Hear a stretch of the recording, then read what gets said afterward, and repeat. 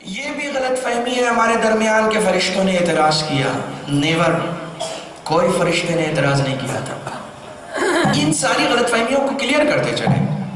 فرشتہ معصوم ہوتا ہے، معصوم اعتراض نہیں کرتا، اعتراض جاہل کرتے ہیں. اعتراض جاہل کرتے ہیں معصوم فرشتے، اور وہ بھی خدا کے سامنے جن کے یہاں خواہشات نفس پائی ہی نہیں جاتی. وہ اعتراض کس بات کے لیے کریں گے؟ انہوں نے تو استفسار کیا تھا، پوچھا تھا معبود کہیں خوریزی تو نہیں کرے گا. انہوں نے کیوں پوچھا تھا؟ اس کے پیچھے بھی ایک کہانی ہے. کوئی بھی فرشتہ کوئی بھی سوال کسی کے ذہن میں آتا تو یوں ہی نہیں آتا، اس کے پیچھے کچھ نہ کچھ ریزن ہوتا ہے. جائیے اب جب تاریخ عالم و آدم آپ پڑھیے گا تو آپ کو پتا چلے گا کہ آدم کے روئے زمین پر آنے سے پہلے بھی یہاں بستیاں بستی تھی.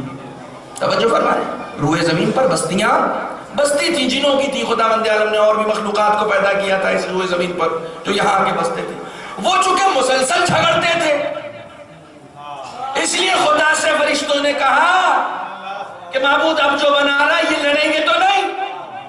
تو خدا نے کہا وَعَلَّمَ آدَمَ الْأَسْمَاءَ، ہم نے آدم کو پڑھا دیا ہے. توجہ نہیں کی، میں نے کتنا اچھا ترجمہ کیا. ہم نے آدم کو پڑھا دیا ہے. پہلے ہی مرحلے میں فرشتے چپ ہو گئے کہ خوریزی جاہل کیا